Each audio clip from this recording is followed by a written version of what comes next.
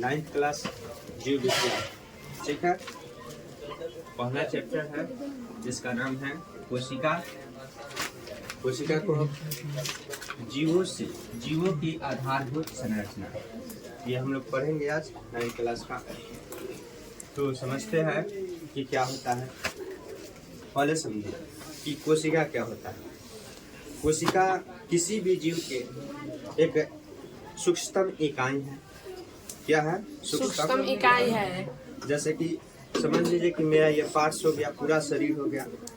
एक शरीर के वैसा इकाई जो कि जुड़ कर पूरा जुड़ कर क्या हुआ, ये पूरा शरीर का एक ढांचा बना। ठीक है, तो इसलिए इसे सूक्ष्मतम इकाई कहते हैं।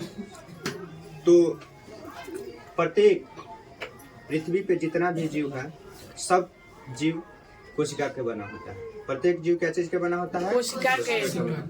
अर्थात प्रत्येक जीव का शरीर क्या चीज के बना होता है? कोशिका के बना होता है। देखिए, प्रत्येक जीव का शरीर जो है क्या चीज के बना होता है? कोशिका को जीवन की आधारभूत संरचना और क्रियात्मक इकाई माना गया है। कोशिका को क्या माना गया है? आधारभूत संरचना और क्रियात्मक इकाई माना गया है। ये क्या होता है? हमारा शरीर का संरचना होता है, और क्रियात्मक इकाई मतलब शरीर का जो अंग है, तो कोशिका से मिलकर एक ऊतक बनता है। वही ऊतक आपका वो अंग जो है शरीर के अनुसार कार्य करता है। समझ में आ गया होगा? देखिए, अर्थात basic structure and function unit of life. ठीक है, माना गया है कि कोशिका जीव द्रव्य से बनी है। एक जीव द्रव्य से बनी है। ठीक है, माना जाता है कि कोशिका क्या चीज के बना हुआ है? जीव द्रव्य की एक रचना है, जिसमें विभिन्न रासायनिक तत्व संयोग करके यौगिक के रूप में अवस्थित रहते हैं। क्या चीज के रूप में रहते हैं? यौगिक के रूप में रहते हैं। कोशिका शरीर की एक सूक्ष्मतम इकाई है। वैसा पाठ जो कि हम अपने खुले आंखों से, नंगी आंखों से नहीं देख सकते। तो वैसा एक पाठ है जिसे हम नहीं देख सकते हैं, लेकिन वैसा पाठ क्या चीज के बना होता है? जीव द्रव्य पदार्थ से बना होता है। क्या चीज के बना होता है? जीव द्रव्य पदार्थ से बना होता है। यानी कि उसमें जिसमें रासायनिक तत्व संयोग करता है, और तब क्या बनता है? कोशिका का जीव द्रव्य बनता है। ठीक है, उस जीव द्रव्य में दो तरह के पदार्थ होता है। एक होता है कार्बनिक और एक होता है अकार्बनिक। क्या होता है? एक होता है कार्बनिक और अकार्बनिक। कार्बनिक युक्त पदार्थ में कार्बन की मात्रा होगा, अकार्बनिक युक्त पदार्थ में कार्बन की मात्रा नहीं होगा। बात क्लियर हो गया? जैसे समझिए क्या कर रहा है। कार्बनिक युक्त पदार्थ में क्या होता है? कार्बन की मात्रा होगा, अकार्बनिक में कार्बन की मात्रा नहीं होगा। ठीक है, जैसे कार्बनिक में क्या होता है? अकार्बनिक। ठीक है, एक कार्बनिक और एक अकार्बनिक। कार्बनिक में क्या होता है और अकार्बनिक में क्या होता है, यही ना जानना है। पहले समझिए कि अकार्बनिक जल एवं लवण के रूप में रहता है, और अकार्बनिक यौगिक में होता है क्या? जल और लवण बताए। और तथा कार्बनिक यौगिक में मुख्यतः क्या होता है? प्रोटीन और वसा। प्रोटीन और वसा कार्बोहाइड्रेट, न्यूक्लिक अम्ल के रूप में रहते हैं। कार्बोहाइड्रेट और न्यूक्लिक अम्ल के रूप में होता है। क्या होता है?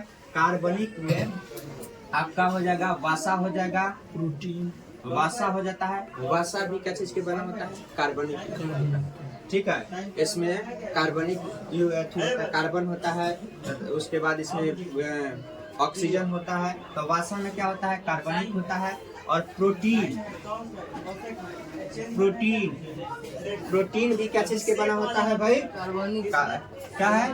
प्रोटीन भी आपका कार्बनिक है। प्रोटीन, वसा और कार्बोहाइड्रेट, इस नाम से ही पता चल रहा है कि ये कार्बन से बना होगा। क्या जी? कार्बोहाइड्रेट न्यूक्लिक है कि एक तो होता है इसका कोशिका। सपोज मान लीजिए कि ये क्या हो गया? कोशिका बना। ये कोशिका के अंदर जो पदार्थ हुआ, कोशिका के अंदर पदार्थ है जो क्या चीज? जीव द्रव्य पदार्थ। कौन है? एक प्रकार की यौगिक है। क्या है? यौगिक है, जिसे हम लोग जीव द्रव्य बोलते हैं। क्या बोलेंगे? जीव द्रव्य।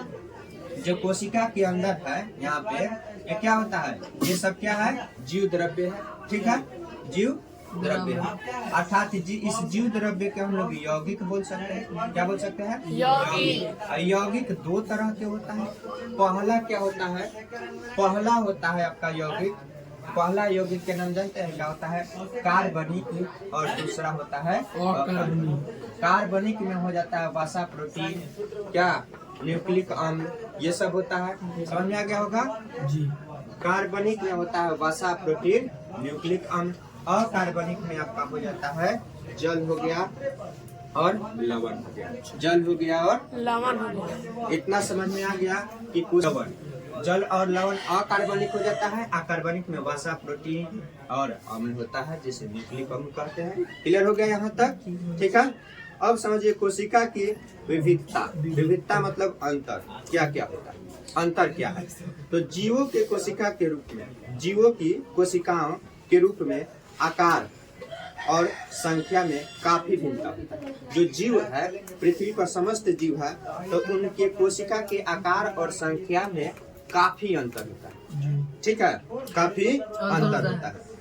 यदि चित्र 1 पॉइंट अर्थात ये चित्र के हिसाब से देख रहे हैं तो आपको स्पष्ट हो रहा होगा, स्पष्ट हो रहा है कि 0 पॉइंट क्या बोला है कि देख रहे होंगे तो इसमें विभिन्न तरह से कोशिका दिखाई दे रहा है। ये सब कोशिका है। जैसे देखो यहाँ पे क्या लिखा है? क्लेमाइडोमोनास, जीवाणु, ल्यूकोप्लास्ट और तंत्रिका कोशिका। क्लेमाइडोमोनास, जीवाणु, ल्यूकोप्लास्ट एवं तंत्रिका कोशिका। वासा होता है। वासा भी एक प्रकार का क्या होता है? कोशिका। वासा के कोशिका इस तरह से होता है, दिखाई दे रहा है ना। यकृत के कोशिका इस तरह से होता है। मेढक का जो लाल रक्त होता है उसका कोशिका इस तरह से होता है, और तंत्रिका कोशिका इस तरह से होता है। अर्थात मानव में सबसे ज्यादा तंत्रिका कोशिका पाया जाता है। ये सबसे लंबा कोशिका होता है। ठीक है, जीवों में सबसे लंबा कोशिका तंत्रिका कोशिका होता है। और क्या होता है? सबसे लंबा कौन होता है? तंत्रिका कोशिका होता है। सबसे साइज में बड़ा होता है तो क्या होता है? अंडा होता है। कौन सा अंडा जानते हैं? शुतुरमुर्ग का अंडा। एक अंडा में 5 कोई आमलेट बना के खा सकता है, वैसा होता है। ठीक है। और सबसे छोटा आपसे पूछा जाए तो क्या होता है? इसका नाम है माइकोप्लाज्मा। क्या है? माइकोप्लाज्मा। ठीक है, इसका नाम क्या है? माइकोप्लाज्मा। क्लियर हो गया? समझिए, देखिए कोशिका अलग अलग आकार की होती है। यह कम से कम 0.1 माइक्रोमीटर, कम से कम अगर जब 0 पॉइंट क्या होता है? 0.1 माइक्रोमीटर। ठीक है, 0.1 माइक्रोमीटर। और ज्यादा से ज्यादा बड़ा से बड़ा कितना होता है भाई?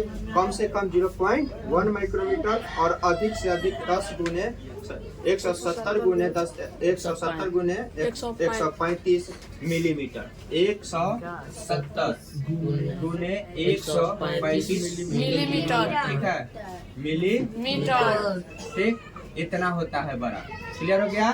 मिलीमीटर 170 से 135 मिलीमीटर तक बड़ा होता है, और छोटा से छोटा 0.1 माइक्रोमीटर। क्लियर हो गया?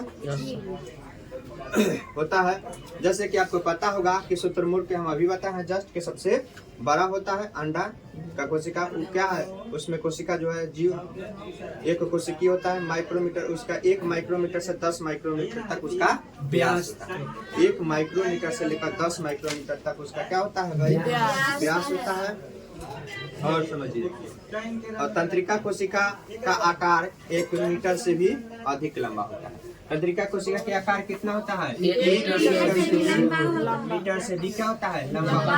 समझिए कि कितना बड़ा? 1 मीटर से भी लंबा। ठीक है, 1 मीटर से भी अधिक लंबा होता है तंत्रिका कोशिका। यानी कि माइंड के मनुष्य के क्या, जिसे हम न्यूरॉन कहते हैं। न्यूरॉन शरीर के सबसे बड़ी कोशिका है। शरीर के सबसे बड़ी कोशिका तंत्रिका को कहा जाता है। यानी कि लंबा कोशिका सबसे कौन है? मनुष्य के तंत्रिका कोशिका। क्लियर हो गया? जैसे कि चित्र से स्पष्ट है कि नहीं?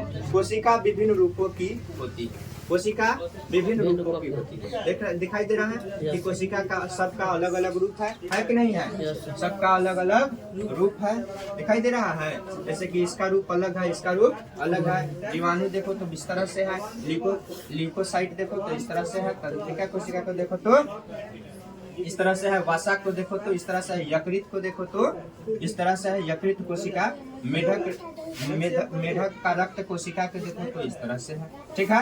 अमीबा के देखो तो इस तरह से होता है, डाइटम के देखो तो इस तरह के होता है, अस्थि को देखो यानी कि हड्डी में जो सेल होता है इस तरह के देखो, और आरेखीय पेशीय तंतु को देखो तो इस तरह से होता है, और शुक्राणु अर्थात इंग्लिश में से स्पर्म बोलते हैं, इस तरह से इसका कोशिका होता है।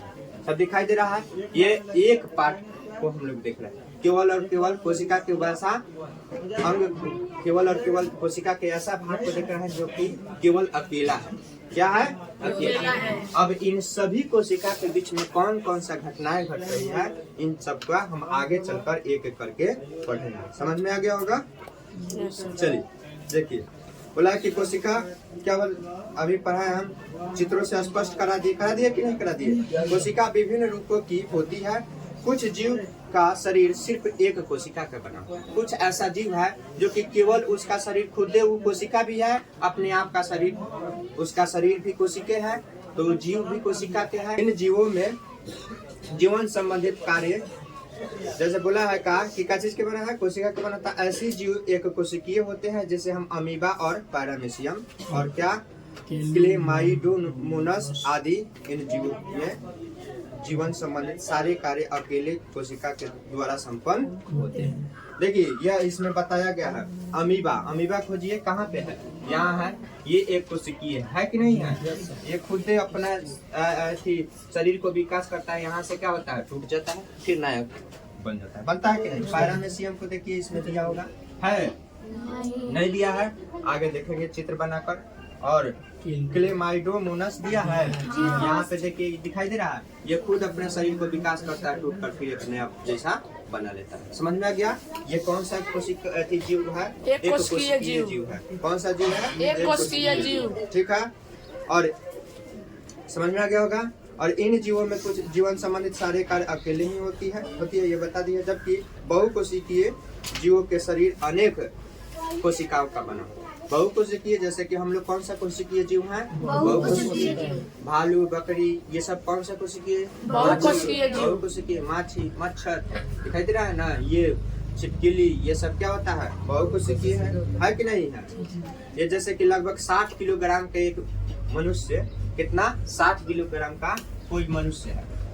सपोज मनुष्य जो है कितना? 60 किलोग्राम। तो 60 केजी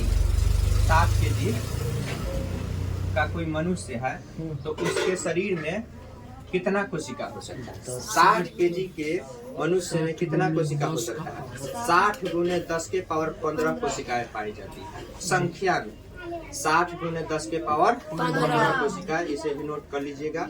60 गुने 10 के पावर 15 कोशिका पाई जाती है। एक 60 केजी के कोई मनुष्य है, उसमें सभी कोशिका की अगर जो संख्या देखा जाए तो कितना हो सकता है? 60 गुने 10 के पावर 15 कोशिका पाई जाती है, ठीक है। कोशिकाएं जीवों में विभिन्न कार्यों को सुचारू रूप से कार्य संपन्न करता है। क्या करता है जी? विभिन्न कार्य में सुचारू रूप से संपन्न करने के लिए अनेक कोशिकाएं सहमति होकर विभिन्न अंगों का निर्माण करता है। अनेक का मतलब है बहुकोशिकीय जीव होता है, तो उसमें तो एक कोशिका नहीं है, बहुत सारे कोशिका है। बहुत सारी कोशिका रहने का कारण क्या है? तो कह रहा है कि बहुकोशिकीय में जीवों में विभिन्न कार्यों को सुचारू रूप से संपन्न करने के लिए अनेक कोशिकाएं सहमति होकर विभिन्न अंगों का निर्माण, मतलब सब कोशिका, अनेक कोशिका के सहमति होती है और सभी के मदद से कोई अंग का निर्माण होती है। समझ में आ गया होगा? अंग का निर्माण होती है, यानी कि अनेक कोशिकाएं में सहमति होती है जिसमें अंगों का निर्माण होती है, और इसमें श्रम का विभाजन होती है। क्या चीज की विभाजन होती है? श्रम का विभाजन, यानी कि जो अपना जब ऊतक या अंग निर्माण हो जाएगा तो उसका एक कार्य हो जाता है। क्या होगा, कार्य हो गया। जैसे आंख बना तो आंख का काम हो जाता है देखना उठना, क्या जी। मुंह बना तो मुंह का काम हो जाता है बोलना। तो सबका क्या होता है, कार्य का निर्माण करता है, श्रम का विभाजन करता है। और विभिन्न प्रकार के पौधे जैसे कि शैवाल हो गया, कवक हो गया, मॉस हो गया, फर्न हो गया, ये सब क्या हो गया, ये सब पौधा के नाम है। मॉस, फर्न आदि। ये तथा जंतु अनेक उदाहरण है। बहुकोशिकीय जीव का विकास एक कोशिका से कोशिका विभाजन द्वारा हुआ है। अनेक का मतलब है कि ये शैवाल, कवक, मॉस, फर्न तथा जंतु इसके उदाहरण है। क्या है, इसका उदाहरण है। बहुकोशिकीय जीवों का विकास एक कोशिकीय से कोशिका विभाजन द्वारा होता है। बहुकोशिकीय जीवों का विभाजन कैसे होता है, निर्माण कैसे, एक कोशिका के विभाजन से बहुकोशिकीय बनेगा जीव। जैसे कि हमारे अंदर स्पर्म शुक्राणु के जाता है, और शुक्राणु के और अंडाणु के दो स्पर्म से मिलकर धीरे धीरे सब कोशिका जुटते कोई अंग का निर्माण करता है। एक ऐसा समय अवस्था आता है जिसमें हमारा शरीर क्या होता है, भ्रूण से जायगोट से क्या होता है, भ्रूण से एक बच्चा का निर्माण कर लेता है कि नहीं।